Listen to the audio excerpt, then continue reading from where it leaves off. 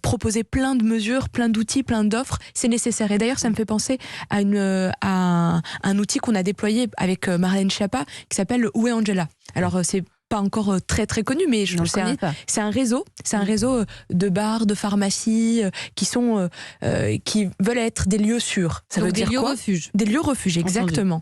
Et l'idée, c'est quand tu rentres dans ce bar et que il y a quelqu'un qui te suit, t'es pas à l'aise et que tu n'as pas, par exemple, mon shérif, tu vas au bar et tu demandes mais où est Angela ? Et en fait, c'est le mot de passe. C'est un mot de passe, exactement. Formidable. Et du coup, ce mot de passe déclenche en fait la personne comprend qu'il se passe quelque chose et donc elle vous met dans un lieu en sécurité, dans un bureau, à l'arrière du bar, enfin peu importe le lieu, jusqu'au moment où vous reprenez votre esprit, on appelle la police. Comment on sait que ce bar va comprendre mon mot de passe ? Aujourd'hui, c'est vraiment une mobilisation qui est faite avec le syndicat des bars et ça a vocation à être déployé. On est en premières étapes. Il y a un petit drapeau devant, il y a un petit non, ça sera identifié. Il y aura toutes les listes qui sont identifiées, mais l'idéal. Mais à quel horizon ? Parce que typiquement, Elisabeth et moi, voyons, on le découvre. Moi, j'en avais jamais entendu parler de ma vie. À quel horizon ce sera ? C'est en cours.